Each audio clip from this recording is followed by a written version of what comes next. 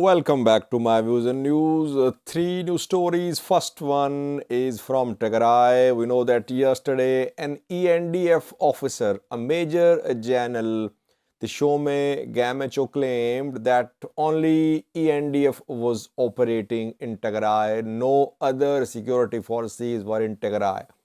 We were waiting for official response from Tigray regional government, and Gata Choreda, Tigray presidential spokesperson, responded to this claim of ENDF officer just 5 minutes ago. What did Gata say? Secondly, conflict within Ethiopian Orthodox Church. We know that Holy Synod, a church led by Abune Matthias, revoked the titles of 28 bishops, 3 archbishops, and 25 others. And now the other faction, led by Abune Saviros, has revoked titles of 11 archbishops.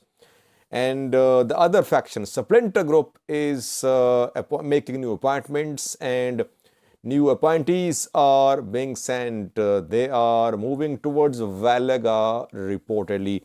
Details for you. And thirdly, command post has been set up in Oromia Special Zone.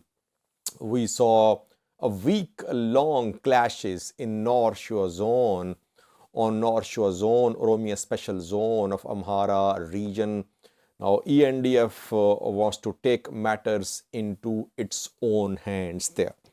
Firstly, viewers, Major General Tishome Gamacho is from ENDF. I did a video on his briefing, which happened yesterday. Major General Tishome Gamacho briefed military officials from different countries and humanitarian organizations and Africa Union officials. The briefing was held in Addis Ababa. It was held yesterday, I think. And he claimed that only ENDF was operating in Tigray. No other force was operating in Tigray. Now, we're waiting for official position of Tigray regional government or Tigray officials, Tigray news sources. They've been claiming that Eritrean military Amhara forces are operating in Tigray. So now official response has come. Gata Choreda, Tigray presidential spokesperson, 5 minutes ago in a message said that the claim by ENDF officer was factually incorrect. He said thousands of Eritrean and Amhara forces are still in Tigray. Thousands. A big number. And thirdly, he said that it was African Union observers' job to speak about the completion of withdrawal, when it will happen. And African Union observers, they have not spoken so far about withdrawal. And it's not expected anytime soon. So in a way, he criticized African Union observers too, that their speed of monitoring the withdrawal is slow. He said lots of work needs to be done regarding withdrawal. It means that Tigray's official position now is that thousands of Amhara forces and Eritrean soldiers are still in Tigray. It's not a rumor. It's their official position. And Tigray, I think, includes Raya and Volkayt in Tigray, which were part of Tigray before the start of war. And in both these zones, there is presence of Amhara forces. Maybe Eritrean military too, especially in Volkayt. So that is why. But is there any presence of Amhara forces and Eritrean military in Tigray other than Raya and Volkayt? I think in coming days things will be clear. But just 3 days ago, Washington Post and some other news outlets published article, and they said locals were confirming the presence of Eritrean military and Amhara forces in Tigray. So in coming days, more evidence will come. So far, we have shared with you the position of both sides. Secondly, viewers, the conflict at the Orthodox Ethiopian Church is deepening.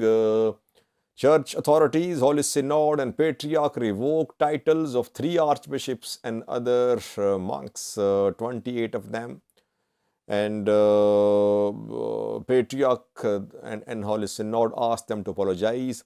The 3 archbishops, they are splitting. Abune Saviros is leading them, and now they are revoking titles of archbishops of the Abune Matthias-led faction.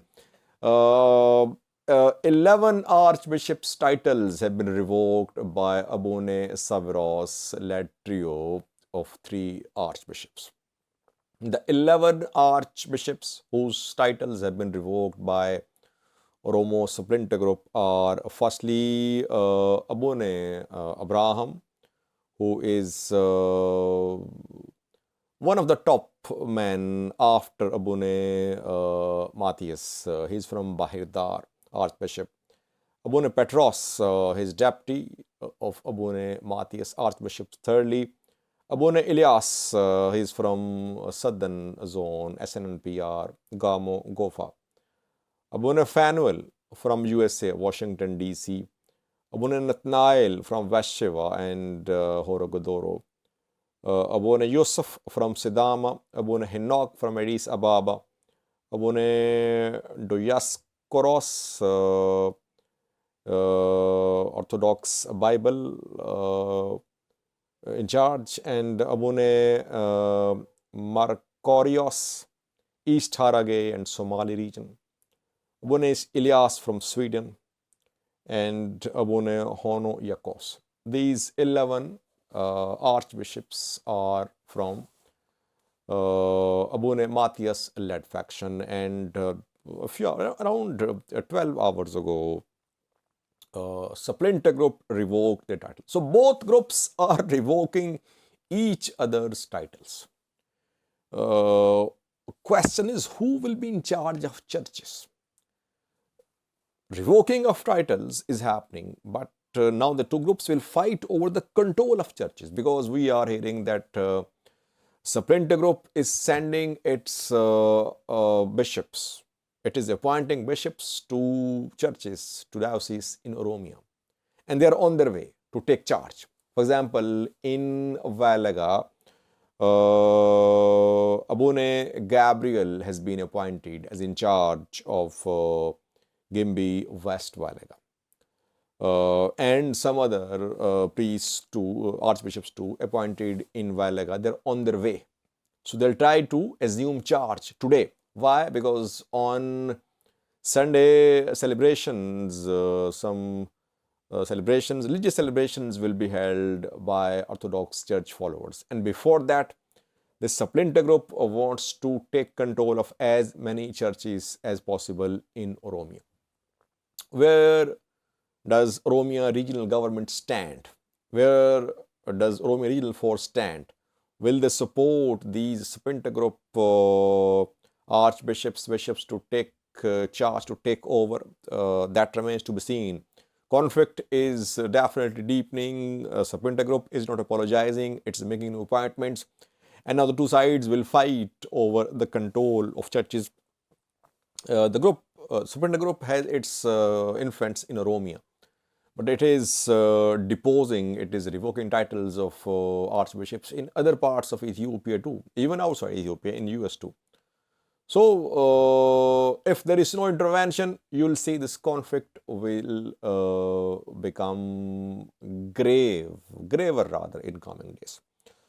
Thirdly, viewers, Ethiopian National Defense Force has established a command post in Oromia Special Zone of the Amhara region.